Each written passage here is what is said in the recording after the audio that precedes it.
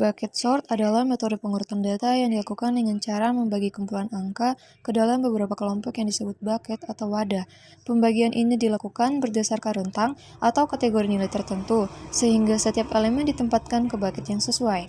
Setelah proses pembagian selesai, setiap bucket akan diurutkan secara terpisah menggunakan algoritma pengurutan lain seperti insertion sort atau merge sort. Selanjutnya, seluruh bucket yang telah terurut digabungkan kembali sehingga menghasilkan susunan data yang teratur. Algoritma bucket sort. 1.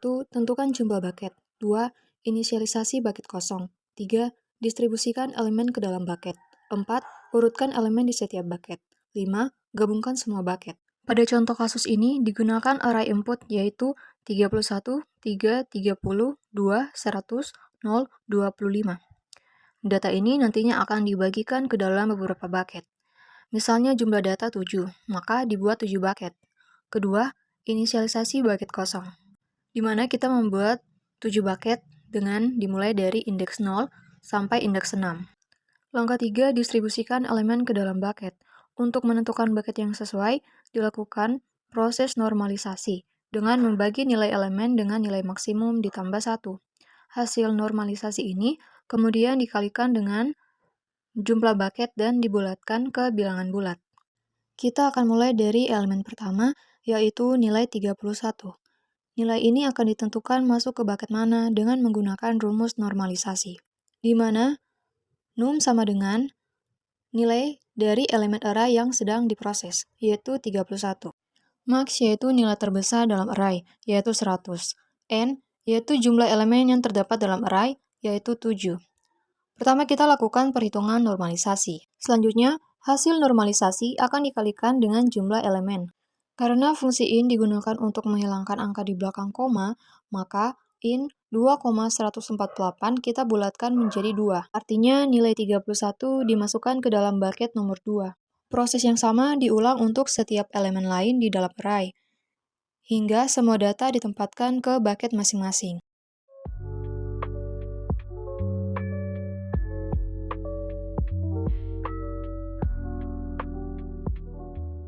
Setelah semua elemen didistribusikan, setiap bucket akan berisi beberapa elemen yang belum terurut.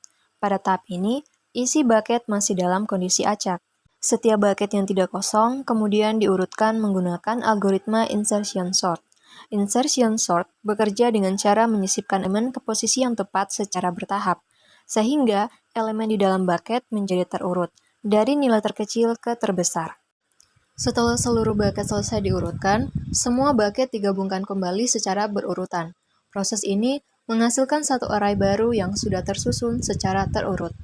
Berdasarkan proses tersebut, diperoleh hasil akhir berupa array yang sudah terurut, yaitu 0, 2, 3, 25, 30, 31, 100.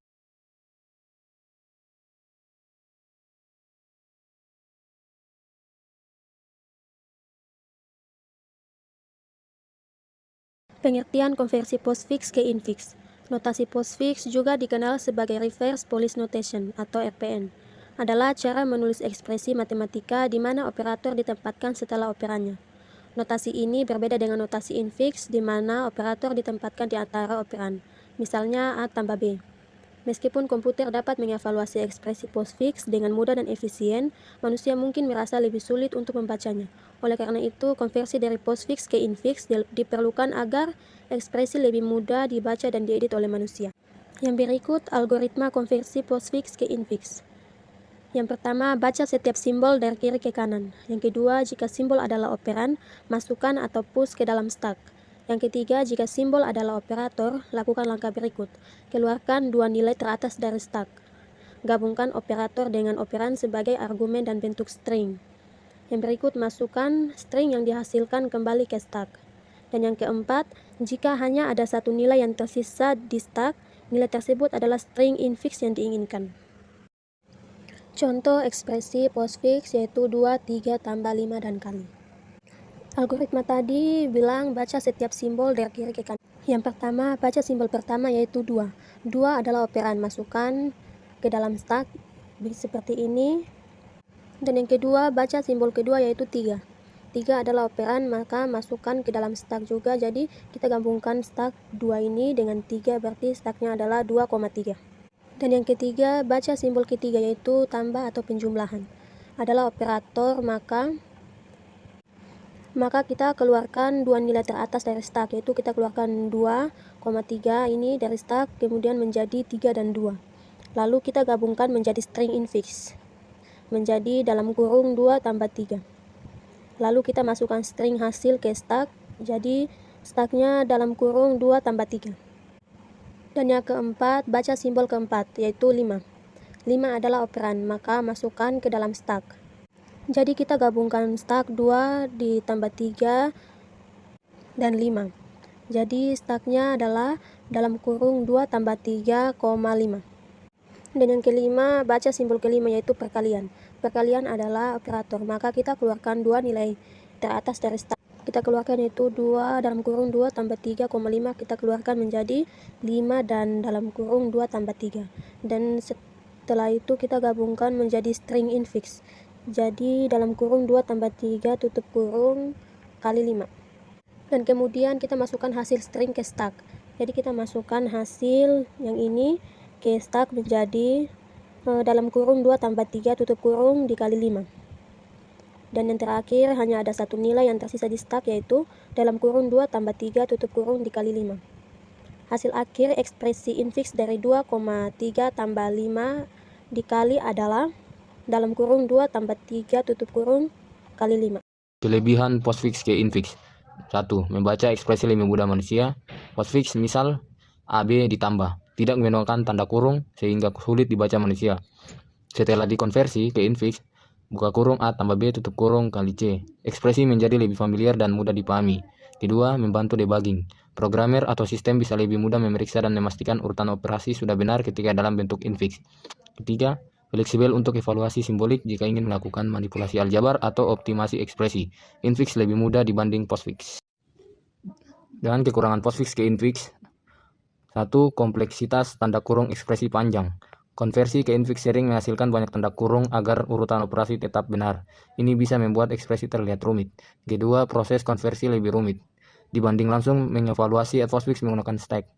Mengubah ke infix memerlukan algoritma khusus dan tracking operator atau operan. Yang terakhir, kesimpulannya, konversi dari postfix ke infix berguna untuk membuat ekspresi lebih mudah dipahami manusia dan membantu proses debugging atau manipulasi simbolik. Namun, konversi ini bisa membuat ekspresi lebih panjang dan memerlukan algoritma lebih rumit, sehingga kurang efisien untuk evaluasi langsung oleh komputer. Jadi, konversi ini lebih cocok untuk keperluan pemahaman dan analisis, bukan eksekusi cepat. Selection sort. Selection sort disebut juga push down sort. Pada pengurutan dengan teknik selection sort, mula-mula suatu penunjuk atau diberi nama pos awal. Penunjuk lokasi awal, pengurutan data itu indeks 0 atau array awal. Kemudian dicari bilangan terkecil dari pos awal hingga indeks elemen terakhir. Posisi elemen dengan bilangan terkecil dicatat sebagai pos min. Apabila pos awal tidak sama dengan pos min, elemennya ditunjuk kedua penunjuk tersebut ditukarkan. Sebagai contoh terdapat data seperti berikut: 25, 57, 48, 37, 12, 92, 80, dan 33. Berikut adalah algoritma selection sort. Yang pertama, pencarian nilai terkecil atau terbesar. Yang kedua, tukarkan posisi nilai terkecil terbesar ke awal. Yang ketiga, lakukan pengulangan hingga posisi N1 sampai tersisa satu angka di ujung. Baik, langsung saja kita ke contoh kasus. Di sini ada angka yang tadi kita bacakan, 25, 57, 48, 37, 12, 92, 80, dan 33 dengan indeks 0 sampai 7. Nah, mula-mula di sini di indeks 0 ini kita berikan pos awal, dan dari 7 indeks ini pada 0 kita beri pos awal. Kemudian kita mencari nilai pos min atau pos minimal. Ya, di sini adalah 12. Ya, kita beri tanda pos min minimal. Pos min tidak sama dengan pos awal, maka data ditukar. Nah, data barunya seperti di bawah ini, itu 12, 57, 48, 37, 25, 92, 80, dan 33 seperti yang sudah ditukarkan. Kemudian kita cari yang berikut, kita bandingkan data yang kedua, kita tandai sebagai pos awal. Dan di sini data kedua itu 25, maka pos min tidak sama dengan pos awal, maka data ditukar. Nah, seperti di bawah, datanya sudah ditukar dengan indeks 0 jadi 12, yang kedua 57 ditukar jadi 25. Nah, 57 dipindahkan ke tempat indeksnya 25 tadi. Kemudian kita tandai lagi di 48 ini pos awal, dan kita cari pos minimalnya. ya dari indeks 2 sampai 7 ini. Di sini kita ada 33 ya, di sini pos minnya. Pos min tidak sama dengan pos awal, maka data ditukar. Nah, data ditukar seperti di bawah sini. 33, 48 kita pindahkan ke ujung tempatnya 33 tadi. Kemudian kita cari lagi kita tetap kali pos awal dan cari data minimalnya atau pos minimalnya maksudnya. Di sini sama, pos minimalnya sama, semuanya sama, maka pos min sama dengan pos awal, maka data tidak bisa ditukar. Nah, maka disusun buat data baru seperti di bawah ini, tetap tidak ada yang diubah.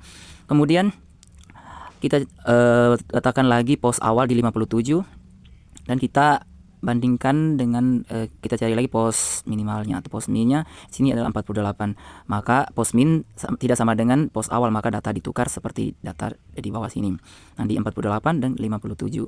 Kemudian kita tandai lagi di 92 sebagai pos awal dengan bandingkan dengan 57 sebagai pos minimalnya, maka pos min tidak sama dengan pos awal, data ditukar. Berikut adalah datanya seperti ini. Kemudian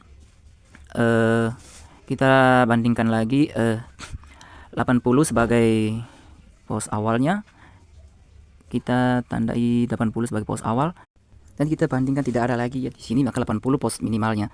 Pos minimal sama dengan pos awal, maka data tidak bisa ditukar. Maka hasil dari selection sort yaitu 12, indeks 0, 25, 33, 37, 48, 57, 80 dan 92.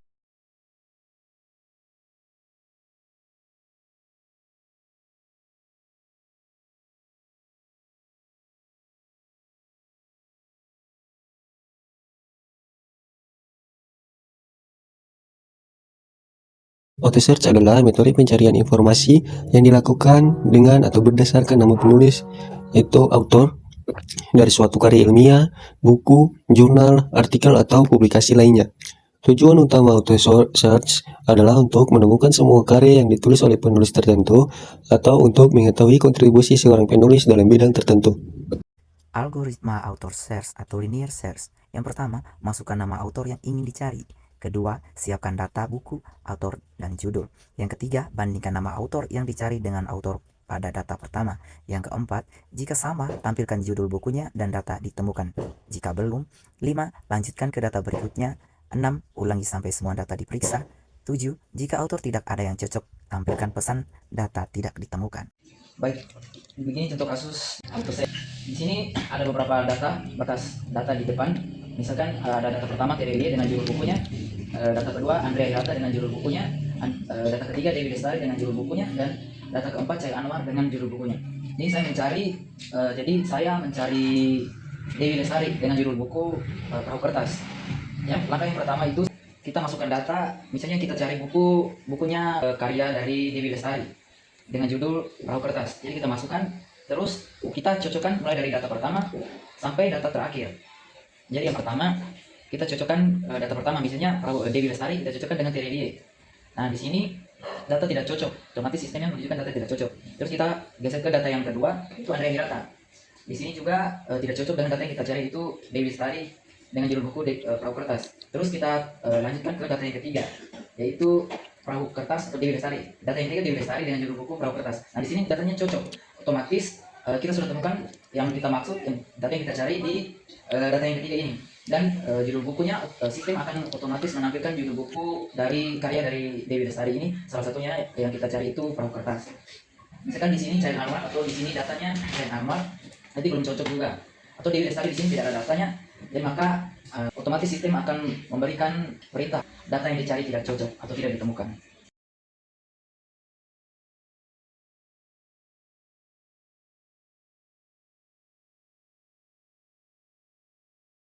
Kesimpulan dari auto search itu sendiri adalah teknik pencarian informasi yang sangat penting dalam dunia akademi karena membantu pengguna menemukan karya berdasarkan penulis tertentu secara cepat dan akurat.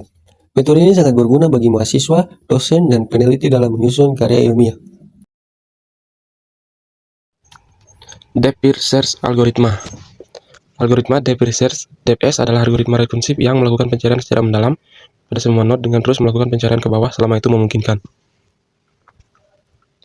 Proses pencairan pada algoritma DPS akan dilakukan pada semua anaknya terlebih dahulu, sebelum melakukan pencairan ke node-node yang selevel. Berbeda dengan algoritma BPS, algoritma DPS melakukan perhitungan secara terurut dari urutan terakhir. Setelah menghabiskan semua kemungkinan dari titik terakhir, barulah mundur ke titik-titik sebelumnya sampai pada titik pertama. Pencairan tersebut dimulai dari node akar ke level yang lebih tinggi. Proses ini diulangi terus sehingga ditemukannya solusi. Di sini terdapat sebuah tree dengan rootnya S dan tujuannya adalah J.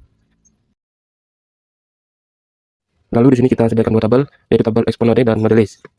Tabel export node berisi node yang telah dikunjungi, dan sedangkan tabel node list adalah daftar node yang akan dikunjungi. Kemudian langkah pengerjaannya adalah periksa apakah node tersebut merupakan goals, kemudian periksa apakah node punya turunan atau kemungkinan lain jika ia masukkan ke dalam node list. Jika semua kemungkinan dari node sudah habis, barulah mundur ke titik sebelumnya sampai pada titik pertama. Oke, di sini terdapat dua export node. Yang pertama adalah node A, yaitu yang berwarna biru. Node A kemungkinan dari node masih ada dan mempunyai keturunan, dan yang berwarna merah D adalah kemungkinan dari node sudah habis tidak mempunyai keturunan. Langkah pertama yang dilakukan untuk menyelesaikan sebuah tree pada video ini adalah yang pertama sebagai berikut. Masukkan node S ke dalam node list, dan S masukkan pada export node. Karena node S merupakan root, kita langsung melakukan pencarian dari node S, yaitu node A, B, dan C. Langkah pertama adalah node A, kemudian periksa apakah node A. Ternyata node A bukan goals karena A bukan C. Jadi node list yang tersisa adalah turunan dari node A, yaitu D dan E beserta B dan C. Kemudian kita masuk ke node list yang pertama, yaitu D. Ya, langkah pertama yang dilakukan adalah kita cek apakah D adalah goals. Jawabannya bukan karena D bukan J. Kemudian kita cek apakah D mempunyai keturunan. Jawabannya adalah tidak karena D merupakan leaf. Jadi dia tidak mempunyai keturunan, maka langsung kita masuk ke node list selanjutnya, yaitu E. Jadi node list yang tersisa adalah E, B, dan C. Kemudian kita masukkan E ke expand node. Langkah pertama kita cek apakah E merupakan goals. Ya, jawabannya bukan karena E bukan J. Dan kemudian kita cek apakah E memiliki keturunan. Ya, kita bisa lihat E mempunyai keturunan, yaitu F dan G. Kemudian kita tambahkan F dan G ke dalam tabel node list. Kemudian kita hilangkan E-nya, karena E-nya kita sudah expand. Dan yang tersisa adalah F, G, B, dan C. Kemudian kita masuk ke node list yang pertama, yaitu F. Kemudian kita cek apakah F ini merupakan goals. Ternyata F bukan goals karena F bukan C. Jadi F adalah not goals. Apakah F memiliki keturunan? Jawabannya tidak karena F tidak memiliki keturunan. Dan kita lanjut ke node list berikutnya yang tersisa adalah G, B, dan C. Langsung kita akan masuk ke node list yang pertama, yaitu G. Kita masukkan ke dalam tabel expand node. Kemudian kita cek apakah G merupakan goals. Ternyata tidak karena G bukan J. Jadi G not goals. Kemudian kita lihat apakah G mempunyai keturunan. Ternyata tidak, G tidak mempunyai keturunan. Maka kita lihat node list yang tersisa adalah B dan C. Dan kita masuk ke node list yang pertama, yaitu B. Kita masukkan ke dalam expand node. Kemudian kita cek apakah B merupakan goals. Jawabannya tidak ya, karena B bukan J. Jadi B ini not goals. Kita cek apakah B mempunyai keturunan. Ya, B mempunyai keturunan, yaitu H dan C. Karena C adalah node list sebelumnya. Jadi kita masukkan ke dalam tabel node list, yaitu H dan C. Sebelumnya kita tidak masukkan B karena B sudah kita expand. Kita masukkan node list H ke expand node. Kemudian kita lihat apakah H ini adalah goals. Ternyata H bukan goals karena H bukan C. Dan kemudian kita lihat apakah H ini dia mempunyai keturunan. Ternyata ya, H mempunyai keturunan, yaitu I dan J. Kemudian kita masukkan ke dalam tabel node list, yaitu I, D, dan C. Dan sisa yang tadi adalah C. Kemudian kita masuk ke dalam node list yang pertama, yaitu I. Dan kita cek sekarang apakah I merupakan goals. Ternyata I bukan goals karena I bukan J. Jadi I adalah not goals. Kita cek apakah I ini mempunyai keturunan. Ternyata tidak, karena I tidak mempunyai keturunan. Jadi langsung saja kita lanjut ke node list berikutnya, yaitu kita masukkan J dan C. Terus kita masukkan J ke dalam expand node. Kemudian selanjutnya kita lihat apakah J merupakan goals. Jawabannya ya, J adalah goals. Jadi node list yang kita temukan adalah not expand, karena kita sudah menemukan goals yang kita cari. Jadi J ini kita tidak expand lagi. Jadi node yang telah kita lalui adalah dari root S. Yang pertama kita lalui adalah S, B, H, dan J.